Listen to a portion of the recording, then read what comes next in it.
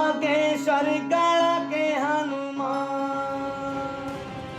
बेबाक विचार, तुम मेरा साथ दो, हम हिंदू राष्ट्र बनाएंगे।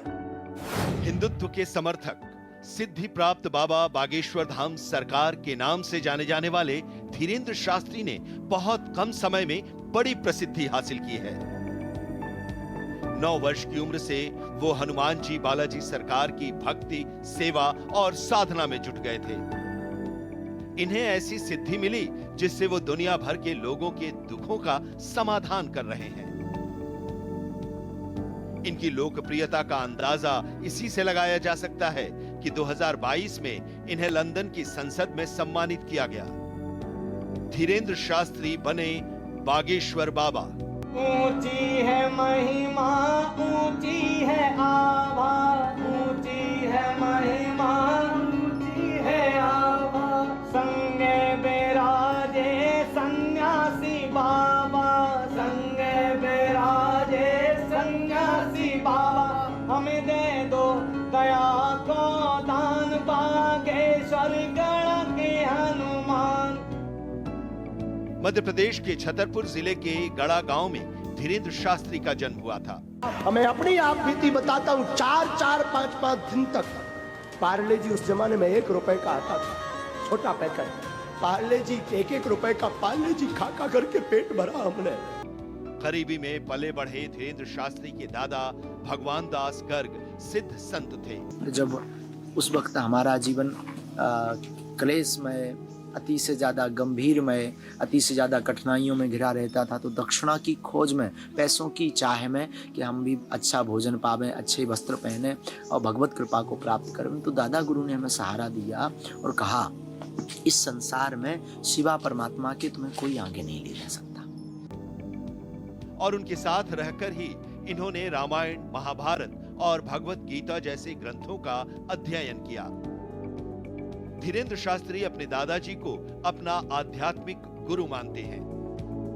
कथावाचक के तौर पर इन्होंने अपनी धार्मिक यात्रा की शुरुआत की। अलग अंदाज में कथा कहने की वजह से इनकी लोकप्रियता बढ़ती गई और वो दूसरे शहरों में भी जाकर कथा कहने लगे। केवल एक बात कहूंगा मैं, विशिष्ट सभा में विशिष्ट लोगों का ही आगमन हो तो ही अच्छा है। बागेश्वर धाम, जहां पर बालाजी हनुमान जी मंदिर है और इसके प्रमुख बनने के साथ ही वो धीरेन्द्र शास्त्री से बागेश्वर बाबा बन गए। दिव्य दरबार वाले बागेश्वर बाबा। पिछले कुछ वर्षों से बागेश्वर बाबा का दिव्य दरबार लगता है, जहां पर हजारों की संख्या में लोग पहुंचते हैं। लोग अपनी समस्या लेकर आते हैं और बाबा पर्ची पर लिखकर ऐसा चमत्कारिक जवाब देते हैं कि लोग दंग रह जाते हैं। पर्ची की एक एक जानकारी सही होती है। इससे लोगों का इन पर अटूट विश्वास बढ़ता जा रहा है। महज 26 वर्ष की उम्र में लोकप्रियता के शिखर पर पहुंच चुके बाबा बागेश्वर सरकार की वाक पटुता और बागी तेवर देखते ही बनती है। वो अपने तर्कों से हर एक मुद्दे पर बेबाक राय रखते हैं। किसी को गुस्सा आ रही हो, तुम कहो वाह जी क्या हाल है, फिर देखो फनाने लगेगा काम, मैं खा जाऊंगा, और जैसे ही वो कपने लगे और कहे मैं खा जाऊं, फिर तुम धीरे से मुस्कुराओ। क्या गजब का वाइब्रेशन है। बाबा बागेश्वर धाम को प्रसिद्ध तीर्थ स्थल बनाने में इनका अमूल्य योगदान है।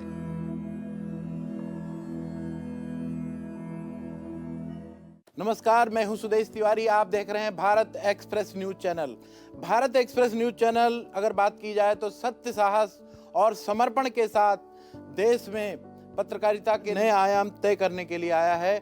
और आज हमारे साथ धीरेन्द्र कृष्ण शास्त्री जी, जो कि बागेश्वर धाम के प्रमुख हैं, और अगर बात की जाए तो पूरे देश में चर्चा का विषय, खासकर धर्म के क्षेत्र में, सनातन के क्षेत्र में, बेटियों के विवाह के क्षेत्र में अगर बात की जाए, और साथ ही अभी हाल ही में धर्म परिवर्तन को लेकर बहुत बड़ा मुद्दा इन्होंने उठाया है। और पिछले दिनों एक आयोजन किया गया जिसमें हिंदू राष्ट्र की परिकल्पना की बात की गई है। महाराज जी, भारत एक्सप्रेस पर आपका बहुत बहुत स्वागत है। सबसे प्रमुख बात है कि सनातन संस्कृति को लेकर अगर भारत की बात की जाए तो भारत तो वैसे भी सनातन संस्कृति का पुरोधा रहा है। पूरी दुनिया में अगर सनातन संस्कृति की बात होती है तो सबसे पहले हमारे देश की ही चर्चा होती है। जय श्री राम। बागेश्वर धाम की जय।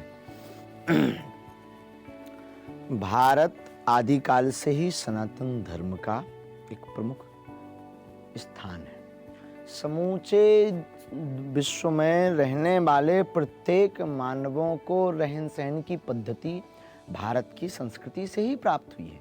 इसलिए भारत विश्व गुरु कहलाता है। चाहे वो शिक्षा का क्षेत्र हो, रहन सहन का क्षेत्र हो, गृहस्थ जीवन का क्षेत्र हो, ऐसा कोई भी विषय नहीं है जिस पर भारत सबसे पहले ना पहुंचा हो। इसलिए भारत को विश्व गुरु कहा जाता है और भारत विश्व गुरु रहेगा।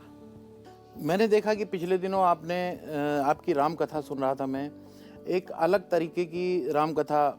हनुमान जी प्रबंधन गुरु हैं, कई बंदनीय हैं, निंदनीय नहीं हैं। आपने मंथरा के लिए भी कहा कि यदि मंथरा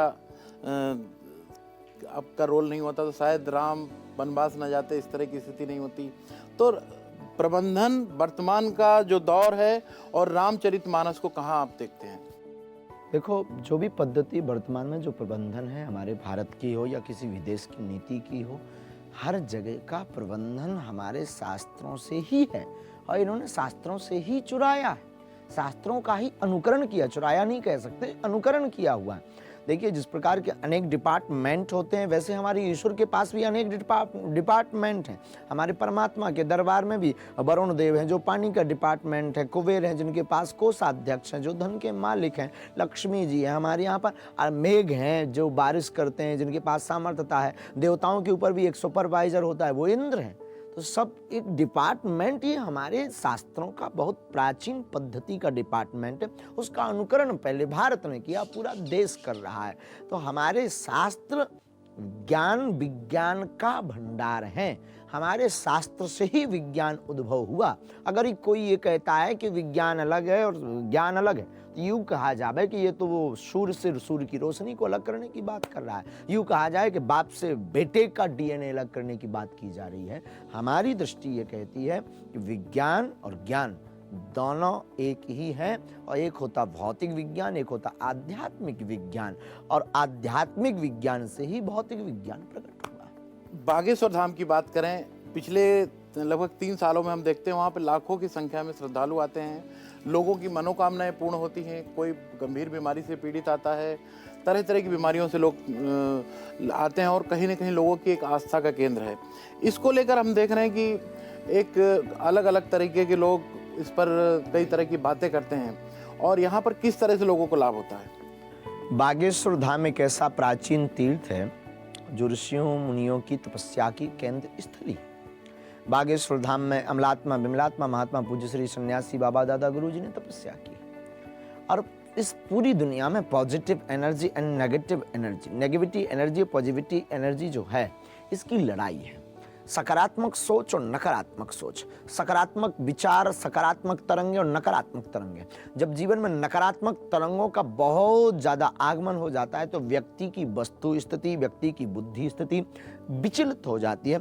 ऐसी परिस्थिति में हमारे ऋषि मुनि जो तरंगों का संचारण करते हैं, जो तरंगों को खींचते हैं अपनी तरफ, वह आने वाले व्यक्ति के माइंड में ट्रांसफर, पावर टू ट्रांसफर, जिसे हमारी शास्त्र भाषा में शक्तिपात कहते हैं, मंत्र चिकित्सा, ध्वनि चिकित्सा कहते हैं, उस पद्धति के अनुसार से व्यक्ति स्वस्थ हो जाता है और असाध्य रोगों का भी रोग बागेश्वर धाम पावन तीर्थ में पा जाता है।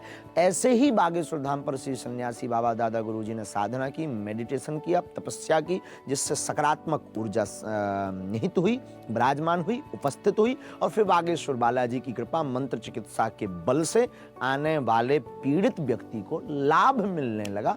यही विज्ञान की और ज्ञान की दृष्टि से चमत्कार। मैंने सुना है कि वहाँ पर एक कैंसर अस्पताल भी बनने जा रहा है उस क्षेत्र में। हम कभी दवा के खिलाफ नहीं रहे। हमने हमेशा कहा दुआ और दवा दोनों की आवश्यकता है, और जिंदगी में बहुत जल्दी स्वस्थ होना है तो दवा के साथ दुआ की आवश्यकता है, ईश्वर से प्रार्थना हो, किसी बुद्ध पुरुष के हाथ की आवश्यकता है, वरद हस्त उसका आशीर्वाद की आवश्यकता है, उसकी चेतना की आवश्यकता है। और हम ये दुनिया को बताना चाहते हैं कि हम केवल दुआ पर भरोसा करें, बहुत अच्छा है, लेकिन दुआ के साथ साथ दवा का भी सहयोग लें, ताकि हमारे प्रभु को, हमारे इष्ट को, हमारे आराध्य को ज़्यादा लोड ना बने। बाकी परमात्मा सब कुछ करने में समर्थ है, पर इतना ब्लाइंड फेथ करने वाला मिल कहाँ रहा है, इतना भरोसा रखने वाला मिल कहाँ रहा है। इसलिए हमने इस एक नई लकीर को खींचने का कोशिश किया है कि अब तक अस्पतालों में मंदिर बहुत हुए हैं, अब मंदिर में अस्पताल भी होना चाहिए।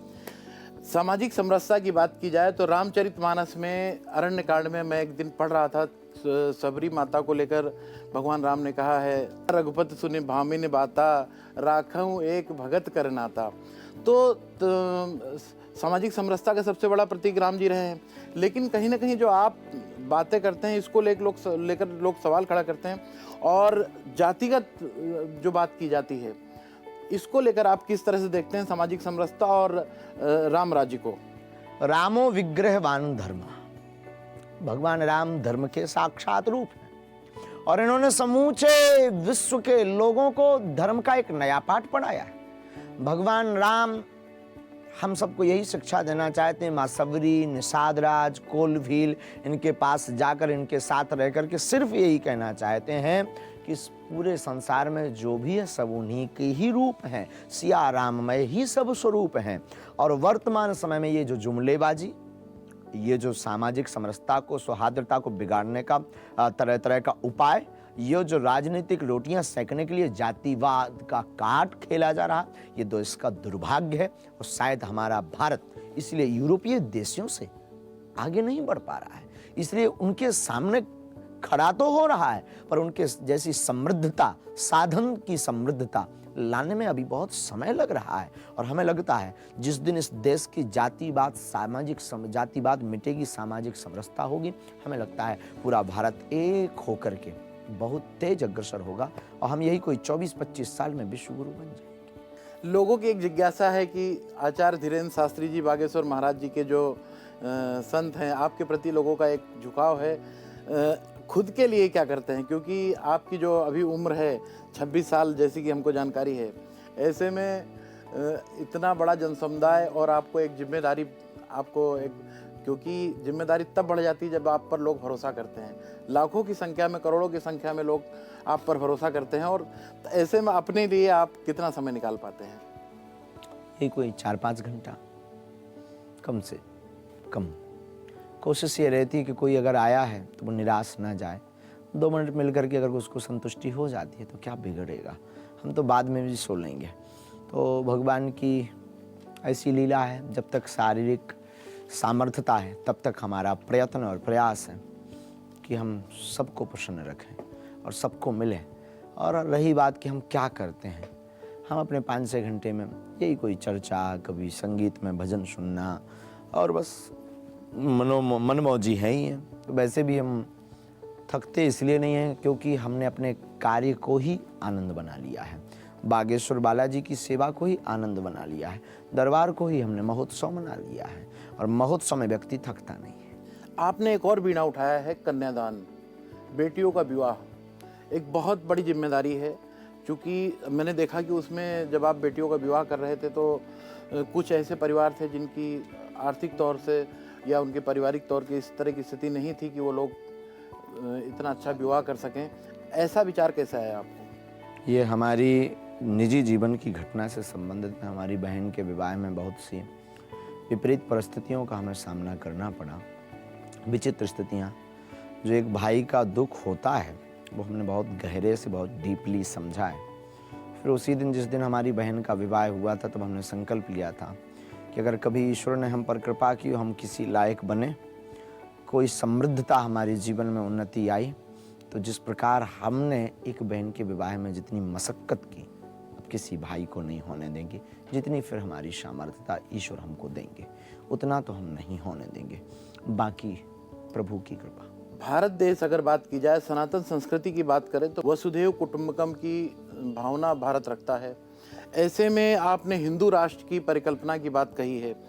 चूँकि भारत हिंदू, मुस्लिम, सिख, ईसाई सबसे जोड़कर एक समूह बनता है, भारत असली भारत बनता है, हिंदुस्तान बनता है। तो ऐसी स्थिति में हिंदू राष्ट्र की जो परिकल्पना है, इसको लेकर लोग सवाल खड़ा कर रहे हैं कि कहीं जो दूसरे धर्म के लोग हैं उनको कहीं टारगेट कर रहे हैं क्या आप? पहली बात तो आप ये समझ लीजिए कि पूरी दुनिया में धर्म सिर्फ सनातन है, बाकी सब मजहब और पंथ। दूसरी बात हम आपको बताते हुए बड़ा गौरव है और हम आपको बहुत स्पष्ट रूप से बता देते हैं कि हमारे हिंदू राष्ट्र में किसी भी धर्म को भागने की आवश्यकता नहीं है। हमारा हिंदू राष्ट्र सामाजिक समरसता का राष्ट्र होगा। हमारा हिंदू राष्ट्र में सभी मजहब के लोग रह सकेंगे। हमारे हिंदू राष्ट्र में वैमनस्यता शांत होगी। हमारे हिंदू राष्ट्र में सामाजिक समरसता होगी।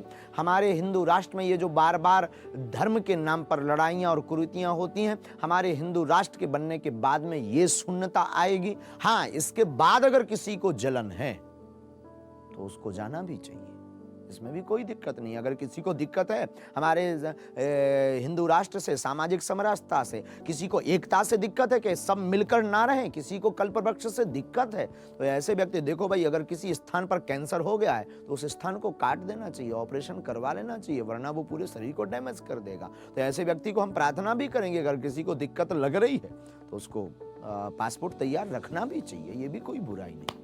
हमारा पड़ोसी इन दिनों कंगाली से बहुत जूझ रहा है। भारत में आएगा, विलय होगा, बेचारा करेगा भी क्या, उसके पास चारा भी क्या बचा है।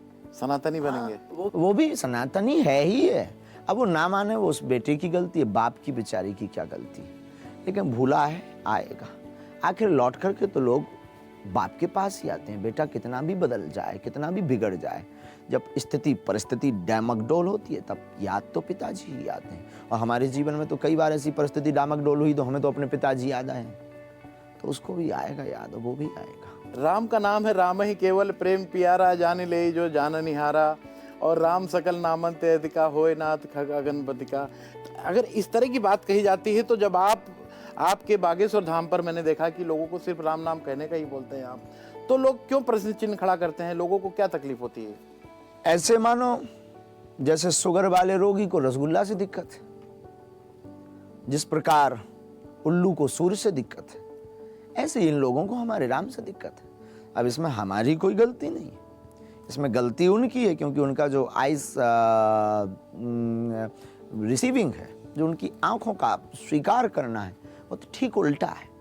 उन्हें तो दिक्कत होगी ही होगी। शुगर वाले व्यक्ति को शक्कर बर्बाद कर देती है, खोखला कर देती है, और डर लगा रहता है कहीं मर ना जाए। शायद ऐसे व्यक्तियों को शायद राम से दिक्कत है, और राम से रावण को तो हमेशा दिक्कत रही है, और रावण के खानदान को दिक्कत रही है। और इसका मतलब ये थोड़ी कि रावण के खानदान के पीछे हम राम को छोड़ दें, कदापि नहीं, कतई नहीं। उनका काम वो कर रहे हैं। हमने आज भी दिन में कहा था, हम फिर कहते हैं, लोगों को अपनी जलन बरकरार रखना चाहिए, हम अपना जलवा बरकरार रखेंगे। लोगों को अपनी जलन बरकरार रखना चाहिए, हम अपना जलवा बरकरार रखेंगे। सबसे प्रमुख बात एक और आई है कि हम देखते हैं कि सियासतदारों का आने का सिलसिला आपके धाम में खूब जारी है। हर पार्टी के लोग आपके यहाँ आ रहे हैं। आपका अंतर्भाव से कोई झुकाव किसी की तरफ? बिल्कुल भी नहीं, जो आवे सबका स्वागत। देखो, ये तो राम का स्थान है, राम के स्थान पर कौन पार्टी? हमारे गले में तो कोई पार्टी का पट्टा होता नहीं है, हमारे गले में तो हनुमान जी की माला होती है।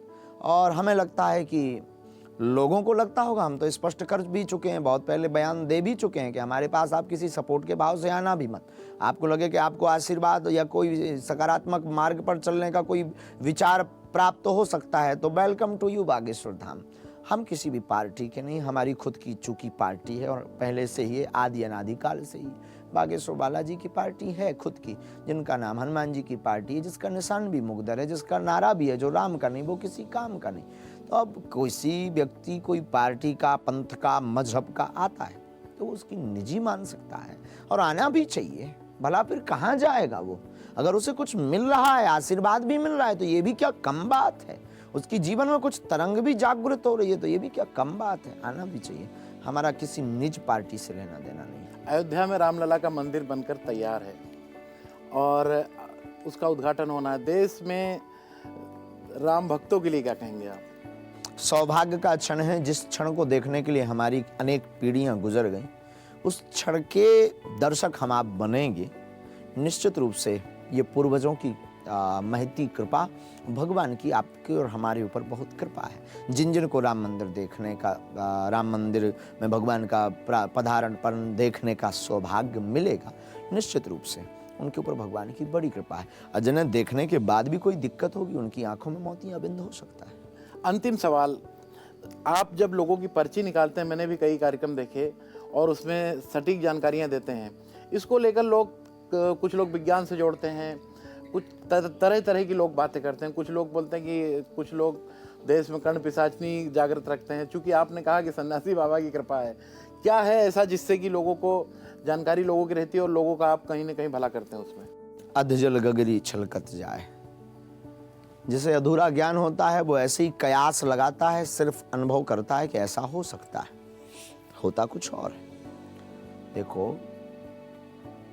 विज्ञान वाले विज्ञान की दृष्टि से देखते हैं, साधक अपनी दृष्टि से देखता है। हमारे पास राम नाम के अलावा कुछ भी नहीं है। हनुमान जी की उपासना करने वाला पिशाचनी कहाँ से रखेगा? या तो हनुमान जी झूठे हैं या पिशाचनी है नहीं। जो हनुमान चालीसा का पाठ करे, जो व्यास पीठ पर बैठ करके राम की चर्चा करे, उसके सन्निकट जो हनुमान जी के धाम पर 24 घंटे रहे, और हनुमान जी के लिए लिखा 500 साल पहले, भूत पिशाच निकट नहीं आवे, महावीर जब नाम सुनावे। हमें लगता है ये चौपाई भी असिद्ध हो जाएगी और गलत और मिथ्या हो जाएगी, झूठ हो जाएगी। अगर ये झूठ नहीं है तो फिर पिशाचनी नहीं है। अगर ये चौपाई सत्य है तो फिर पिशाचनी नहीं है। लोगों का अपना अपना मत है, लोगों की अपनी अपनी दृष्टि है, और इसे सूक्ष्म दृष्टि का भेद कह सकते हैं। रही बात विज्ञान की, अपने अपने हिसाब से सब तौलते रहते हैं। अब अपना अपना मतलब सबको सिद्ध करना है तो कुछ तो बोलेंगे लोग। जिसने जितना जाना वो उतना ही बोलता है। अब हमने मुंबई के आगे कुछ देखा ही नहीं तो क्या बोलेंगे? मुंबई तक ही गए। अब जो मुंबई के आगे गया वो भी बताता है, भाई समुद्र है, गहरा है, आगे टापू है, पानी है, गहरा है, ऐसा है, वैसा है। हम नहीं गए तो नहीं गए।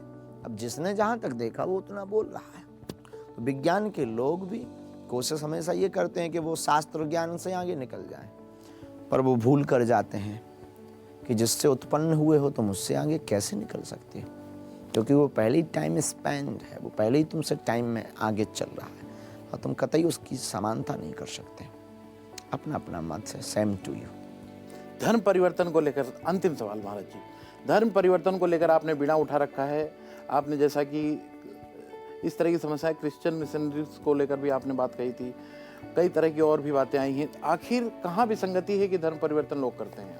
आज तक हमने धर्म परिवर्तन कभी करवाया ही नहीं। धर्म परिवर्तन होने से रोका है और घर वापसी का है। घर वापसी हमारा कॉन्सेप्ट भी नहीं है, हमारा कोई उद्देश्य या संकल्प भी नहीं है। कोई आ जाता है तो बस वेलकम कर देते हैं, और ये भी कोई बड़ी बात हमें लगता है इस देश में कोई ये बहुत बड़ा विषय या मुद्दा का विषय नहीं। भाई कोई तुम्हारे घर पर भी आ जाए तो भले ही दुश्मन हो, भगा तोड़ ही सकते हैं। अब कोई सुबह का भूला शाम को घर आ जाता है तो हम तो स्वागत कर देते हैं। अब वो जरूरी नहीं है कि वो हिंदू ही हो, दूसरे मजहब का भी आ जाता है तो उसे भी याद आ जाता है कि असली सनातनी तो उनके परदादा रहे, हम उसका भी स्वागत कर देते हैं। अब किसी को अगर जलन होती है तो उसको मलहम लेकर के रखना चाहिए। अगला मिशन आपका क्या होगा? हिंदू राष्ट्र। तो ये थे आचार्य धीरेन्द्र शास्त्री जी। सीधे तौर पर कहना है कि इनका अगला मिशन होगा हिंदू राष्ट्र। खबरों का सिलसिला जारी है, देखते रहिए भारत एक्सप्रेस।